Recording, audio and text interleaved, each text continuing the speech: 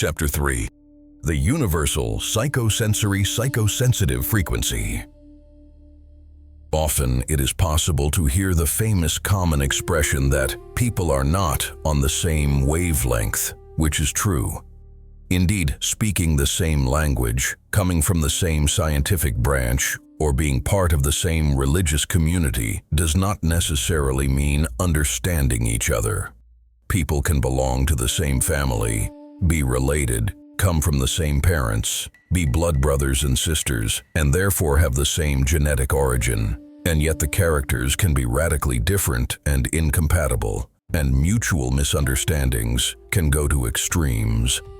So, what makes some humans get along well with each other and others not? What prevents us from becoming aware of the moral problem and from working individually and collectively towards its definitive resolution? What determines, on the one hand, a character turned towards positivity and respect for life and the living, and on the other hand, a character turned towards negativity and the destruction of oneself and others? What, ultimately, is the source of disagreement around issues of vital importance to the survival of humanity? There is only one frequency capable of changing the course of world history towards the best imaginable, provided that we are sensitive to it, whatever our phenotype, or rather our skin color, and whatever our ethnotype, or rather our ethnic origin. Communicating through this universal frequency would provide solutions to absolutely all the problems, negative and destructive, which are precisely due to the moral problem that plagues this world. And this without any fanaticism or aggressivity, but with pragmatism and serenity.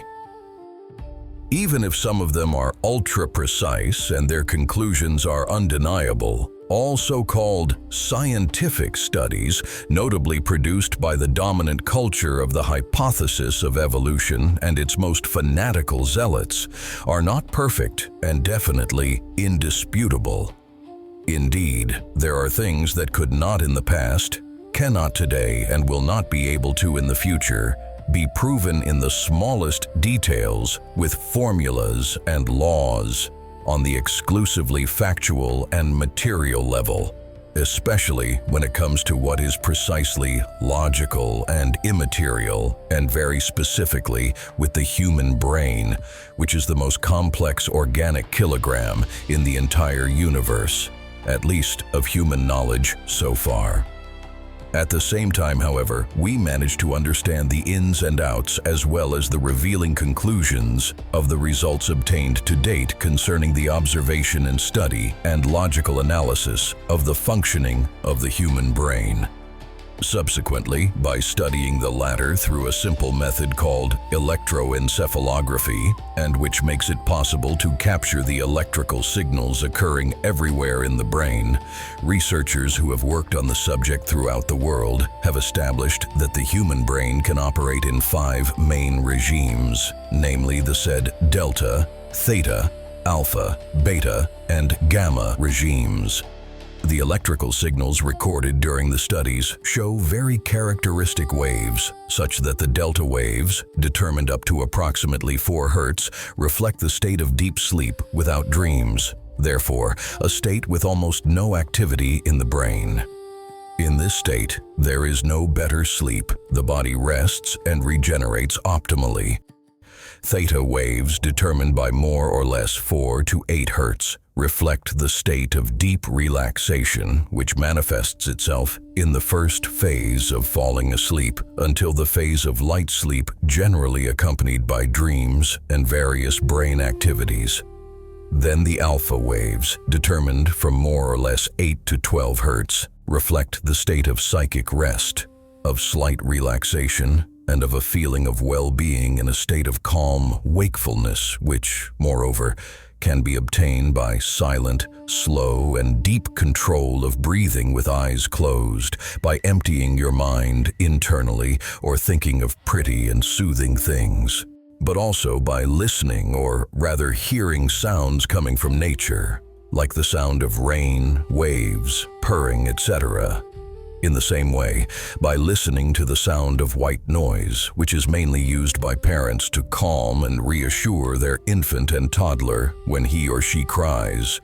Likewise, also, by listening to sounds obtained by instruments emitting vibrations at different specific wave frequencies and used within the framework of said music therapy, or even simply by allowing oneself to be soothed by a calm, gentle, and relaxing music, or by someone's reassuring and soothing voice. All this stimulates the brain to imagine and visualize images even with the eyes closed. And it is very interesting to note that alpha waves appear above all in the occipital lobe, therefore in the rear part of the brain, which happens to be mainly the center of vision.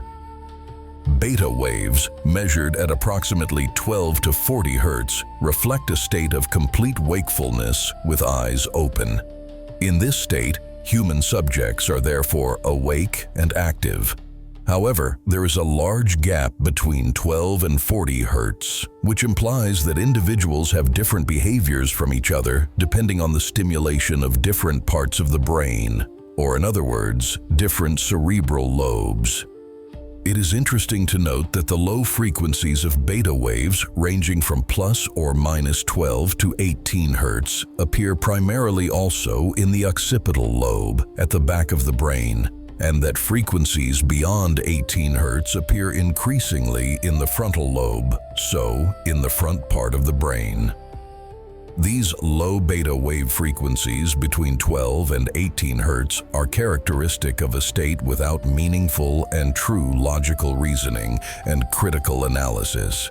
In this state, the individual is indeed awake and active, but does not actively use reason, logic, and even less moral criteria and judgments. Everything is therefore abstract and relative to him. So much so that he only becomes a follower of the rules of society and of the dominant wave of ephemeral trends in popular fashions, which are above all, from a reasoned and logical point of view because observed, greatly, extremely destructive. In view of the deplorable situation of the world at absolutely all levels, it emerges the distressing and incontestable evidence that the brains of the overwhelming majority of the human population on Earth operate permanently within the limits of these low frequencies between 12 and 18 Hz in their fully awake phase and during various activities. And finally, gamma waves, determined from plus or minus 40 to more than 80 Hz, reflect an extremely high concentration and creativity and a mobilization of all the capacities and resources of the brain, more specifically in the search for answers and problem solving, in the evaluation of what is right and what is wrong, and in the decision to do good or evil. In this process, reason, logic, and moral judgment play a fundamental and determining role.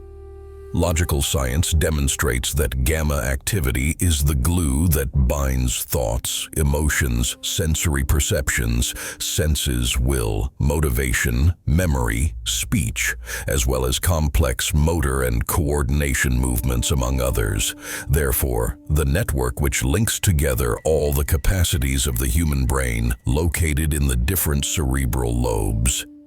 It is interesting to note that gamma waves manifest themselves mainly in the prefrontal cortex, which is precisely the center of reason, logic, morality, and spirituality, which is, to say the least, strictly well coherent. The brain operating at low frequencies of the beta regime below 18 Hz is, by far, the worst state for an individual.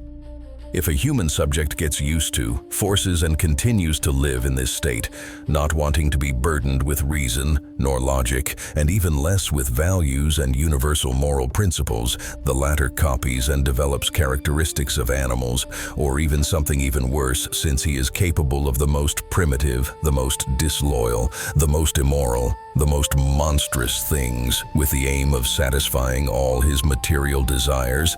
but above all carnal desires, without any pity, shame, or remorse, or rather, without ethics, honor, and dignity. but at the same time, very potentially with force, if this proves necessary to achieve his selfish, savage, and therefore inhuman goal, which means that the individual whose brain operates at the low frequencies of the beta regime between 12 and 18 Hertz evolves in his own tailor-made world, in which hedonism, recreational pleasures of all kinds predominate. First and foremost, carnal pleasures, and among other things, mind-numbing and time-consuming activities. Such an individual is an integral part of today's degenerate world in complete decay and participates in the moral ruin and destruction of all that is most beautiful on earth, through his lack of seriousness, through his frivolity, through the defense, the approval, or even the apology of all that is most bad, mediocre, incompetent, or even vulgar on this planet, but also through its indifference in the face of evil and suffering in the world.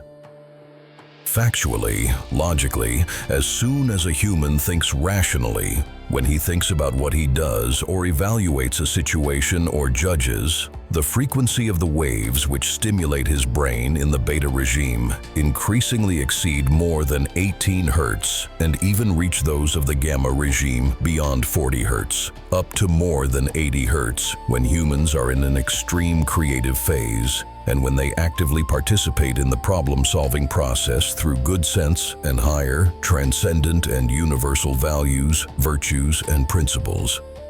On this basis, when we use good sense and therefore apply logic, we can wisely and reasonably come to the deduction that the brain of the famous Serbian scientist Nikola Tesla was obviously functioning, at least in advanced beta regime beyond 18 Hertz during the majority of his waking phase, and objectively and very certainly often in gamma regime, therefore in ultra-advanced cerebral regime beyond 40 Hertz, and this with frequent phases up to even more than 80 Hertz, which would logically have allowed him to fulfill his extraordinary destiny by focusing on his passion, his work, his life mission, his existential goal, with a mixture of pure intelligence, exacerbated creativity, and extraordinary and out of ordinary synesthetic abilities. It should also be noted that when frequencies exceed 18 Hertz in the beta regime, up to the maximum frequencies of the gamma regime, the information which reaches the brain is subject to critical analysis and is recorded deeply and therefore on the long term in the brain, which would logically allow the development of ultimate cerebral skills like Nikola Tesla and others who have marked the history of humanity since the dawn of time. While under 18 Hertz in beta regime information is not subject to critical analysis and is only recorded very superficially in the brain, which would not allow the latter, and therefore moral intelligence, to develop at an advanced stage due to an atrophy of the psychosensitive senses leading to insufficient or even zero sensitivity to the universal psychosensory frequency, and therefore a psychic deficiency in terms of reason, logic, morality, and healthy spirituality. Individuals whose brain functions at low frequencies of the beta regime therefore clearly do not help to pull humanity upwards, since they behave as perfect hedonists and docile consumers of industrial, political, and usurious decision-makers whose will is precisely to dominate all groups of humans on Earth. These enjoyers of life, who therefore do not worry about stimulating their brain in the advanced beta regime beyond 18 Hertz, and even less in the gamma regime, by not burdening themselves with existential reflections, with value judgments, moral judgment, self-criticism, personal introspection, self-improvement, etc. Destroy therefore themselves slowly, but do not realize it. We wouldn't imagine someone like Nikola Tesla watching mind-numbing television shows devoid of meaning, values, and principles, or even be part of them, just as we wouldn't imagine him living by and for money, nor valorize, boast, glorify, exalt, praise, even mythologize, like an admirer, and this in a completely irrational, sickly, crazy way, as many people moreover do in the modern world. the actors of said professionals, sports, nor any other idols of this world.